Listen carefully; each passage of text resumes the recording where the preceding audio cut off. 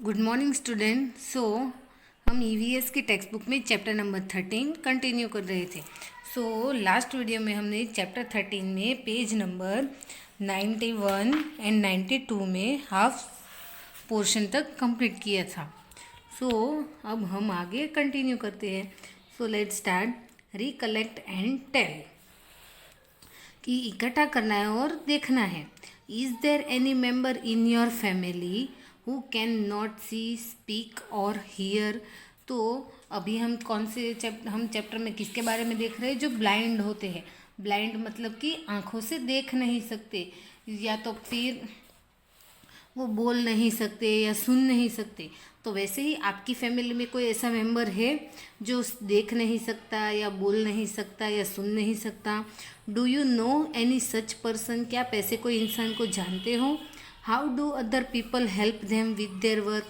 और अगर ऐसे इंसान को जानते हो तो दूसरे लोग उसकी हेल्प कैसे करते हैं उसके बारे में देखना है। ये सिर्फ आपको ओरली ही देखना है। You read in the story that Ravi भैया कैन नॉट सी। आपने स्टोरी में देखा कि जो सीमा के रवि भैया है वो देख नहीं सकते, but he does all his work on his own. But तो भी देख नहीं सकते तो भी वो अपना सारा काम खुद ही करते हैं। He studies from a different kind of books. वो हमारे जैसी बुक नहीं है, वो दूसरी बुक आती है, डिफरेंट बुक्स, जिसमें से वो स्टडी करते हैं, पढ़ाई करते हैं। To understand how he is able to do his work, close your eyes and play this game। तो वो अपना काम कैसे करते हैं ये समझने के लिए हमें अपनी आंखें बंद करनी है और नीचे जो गेम दी है वो खेलनी है। बट अभी तो ये गेम खेलना इम्पॉसिबल है, तो अभी तो सिर्फ गेम के बारे में देख लेते हैं, जब चांस मिलेगा तब खेलेंगे। ब्लाइंड फोल्ड गेम का नाम क्या है? Blind fold. Blind fold any one child in the group. हमारा जो बच्चों का ग्रुप है उसमें से एक बच्चे की आंखों पे पट्टी बांधनी है। तो पट्टी बांधेंगे तो आंख बंद हो जाएगी, तो उसको बोलते हैं blindfold. One by one, एक के बाद एक, the other children come to him or her quietly. एक के बाद एक सबको ही बिना आवाज़ किए चुपचाप जिसकी आंखों पे पट्टी बंधी है उसके पास आना है। The child who is blindfolded has to guess who the other child is. तो जिसकी आंखों पे पट्टी बंधी है उसको सोचना है कि ये कौन सा स्टूडेंट या बच्चा है। बाय टचिंग हिम और हर, तो उसको टच करके, उसकी हाथ टच करके या फिर उसका बॉडी टच करके बताना है कि ये कौन है। Take care not to make any sound, but condition क्या है कि कोई भी आवाज़ नहीं करेगा। बिना आवाज़ किए उसको टच करके ही पहचानना है कि ये कौन है। इन द सेम वे, ऐसे ही one by one blindfold all other children. ऐसे ही एक के बाद एक सबकी आंखों पे पट्टी बांधनी है और सबको ही ये गेम में पार्टिसिपेट करना है। Each one has to try and guess by touching who the other children are. एक के बाद एक सबको ही दूसरे बच्चे को टच करके बताना है कि ये कौन है।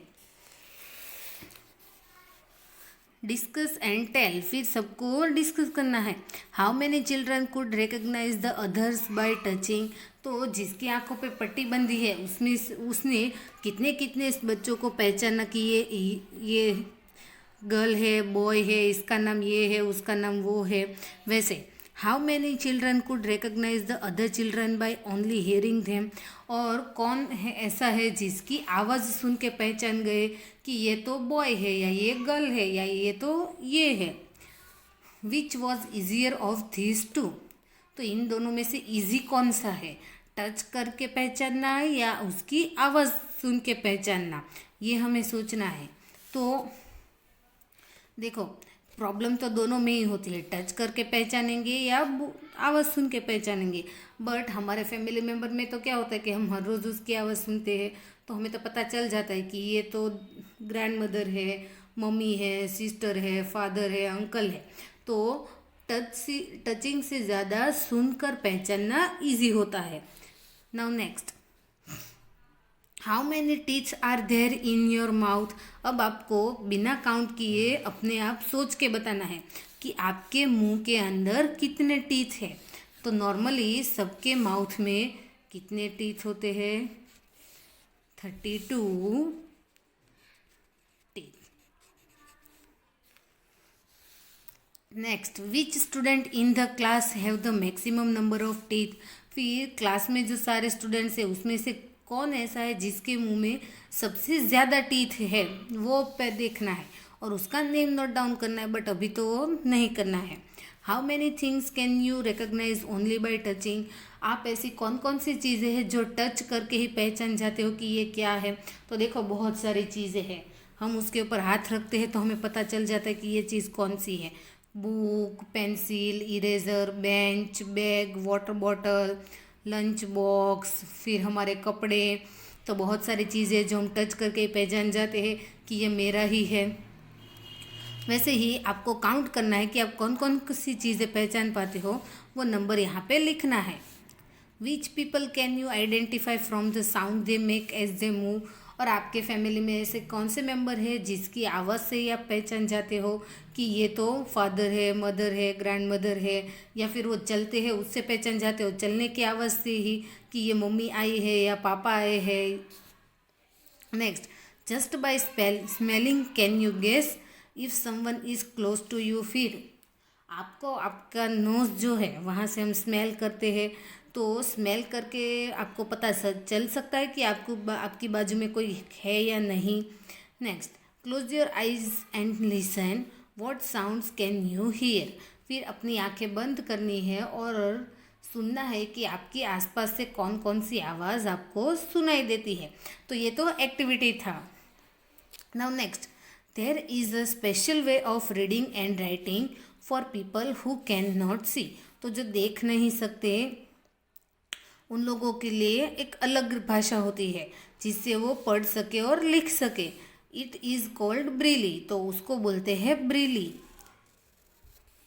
It is written on a thick paper by making a row of raised point with a pointed tool. तो ब्रेली लैंग्वेज में क्या होता है कि एक पेज होता है जो ये नॉर्मल वाले पेज से थोड़ा सा बड़ा होता है। उसमें क्या होता है, डॉट होते हैं, एक लाइन होती है जिसमें डॉट होते हैं। डॉट मतलब कि पॉइंट होते हैं जो थोड़े से पेज से ऊपर होते हैं, जिसको बॉल बोलते हैं। तो वो डॉट जो है उसकी हेल्प से जो देख नहीं सकते वो पढ़ लिख सकते हैं। Braille is read by running the fingers on the raised dots. तो अब इसको पढ़ेंगे कैसे? तो जो डॉट है जो ऊपर से पेज के ऊपर निकले हुए हैं उसके ऊपर ऐसे फिंगर टच करके जो देख नहीं सकते वो पढ़ सकते हैं कि ये क्या लिखा है। तो वो लैंग्वेज को बोलते हैं ब्रेली लैंग्वेज। नाउ नेक्स्ट, ये तो एक्टिविटी है बट अभी आपको नहीं करनी है, तो इसीलिए यहाँ पे ओमिट लगा देते हैं। Now next page 93 page number.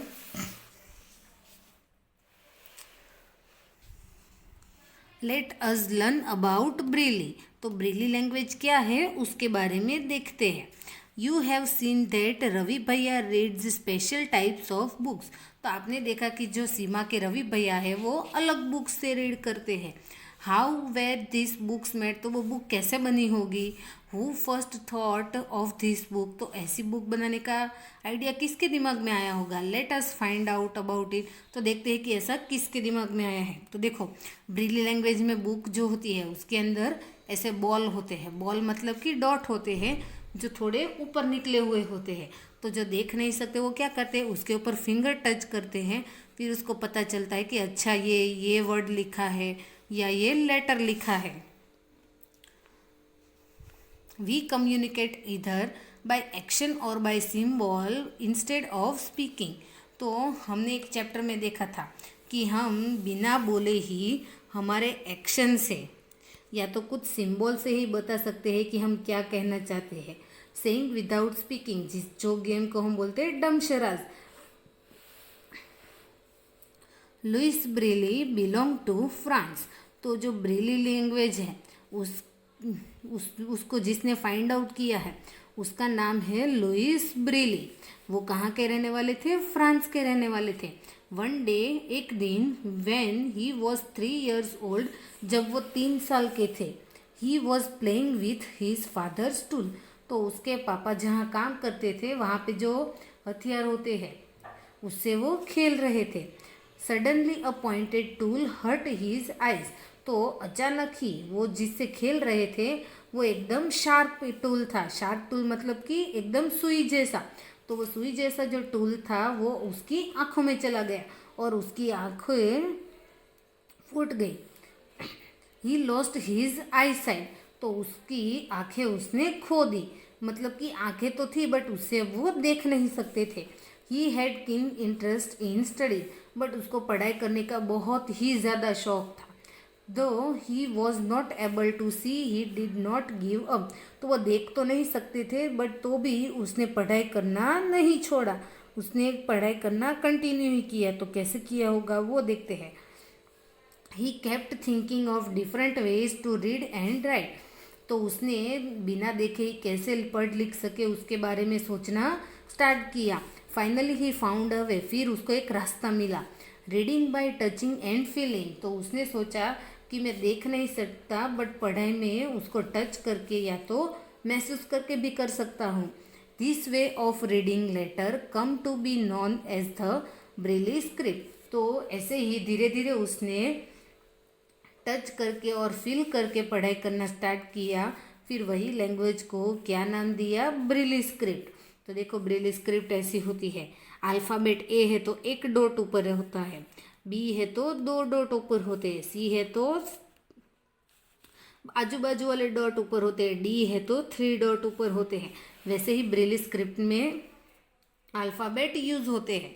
In this type of a script a row of raised dots are made on a thick paper. तो ब्रेली स्क्रिप्ट में क्या होता है कि एक पेपर है जिसमें ऊपर से निकले हुए डॉट होते हैं। Because this dots are raised they can be read by running the fingers on them, तो ऐसे डॉट होते हैं जिसके ऊपर हम हमारी फिंगर टच करके भी रीड कर सकते हैं। तो देखो यहाँ पे मैंने ऐसे डॉट बनाए हैं, तो ये डॉट के ऊपर अगर हम टच करेंगे तो हमारी फिंगर को ये फील होता है कि यहाँ पे कोई डॉट है। तो ये डॉट के ऊपर टच करते हैं तो हाँ ये अल्फ़ाबेट ए है, ये सी है। वैसे हमें टच करके पता चलता है कि ये कौन सा अल्फ़ाबेट है और क्या लिखा है। तो जो देख नहीं सकते वो भी ऐसे करते, वो डॉट होते उसके ऊपर ऐसे फिंगर टच करते और पढ़ सकते हैं। This script is based on 6 point, तो ये स्क्रिप्ट में मेन कितने पॉइंट होते हैं? 6 पॉइंट होते हैं। देखो सभी लेटर में 6 पॉइंट तो होंगे ही, 1 2 3 4 5 6, तो वैसे ही सब में 6 पॉइंट होते हैं। बट उसमें से कौन सा अल्फ़ाबेट कौन है उसके अकॉर्डिंग 1 2 3 वैसे ही डॉट ऊपर होते हैं। तो उसको टच करते तो पता चलता है कि ये ए है, ये बी है, ये सी है। वैसे the Braille script has undergone many changes this days, but अभी तो कंप्यूटर और मोबाइल के ज़माने में ब्रेली स्क्रिप्ट में भी बहुत सारे चेंजेस आ गए हैं। This has made reading and writing simpler, इसकी वजह से जो देख नहीं सकते वो भी आसानी से पढ़ लिख सकते हैं। Braille can now also be written using the computer, अब तो ब्रेली लैंग्वेज की हेल्प से हम कंप्यूटर में भी लिख सकते हैं। जैसे हम कीबोर्ड की हेल्प से नोटपैड में लिखते हैं ना कंप्यूटर के अंदर, वैसे ही ब्रेली लैंग्वेज वाला भी कीबोर्ड आता है जिसकी हेल्प से भी हम कंप्यूटर में लिख सकते हैं। ओके, सो जो देख नहीं सकते वो कौन सी लैंग्वेज यूज़ करते हैं पढ़ने के लिए? Braille script. और उसको किसने बनाया था? लुइस ब्रेली ने। और वो कहाँ के रहने वाले थे? फ्रांस के। तो वैसे ही जो देख नहीं सकते वो भी बहुत सारे अलग अलग तरीके से पढ़ सकते हैं। तो अभी आज के लिए तो ये चैप्टर में होमवर्क नहीं है, बट ये जो वर्ड है ब्रेली स्क्रिप्ट, लुइस ब्रेली, ये सब आपको अभी याद रखने हैं। ओके, अब नेक्स्ट वीडियो में हम क्या कंटिन्यू करेंगे? EVS workbook. तो नेक्स्ट वीडियो में हम कंटिन्यू करेंगे chapter number 13 in EVS workbook. Thank you.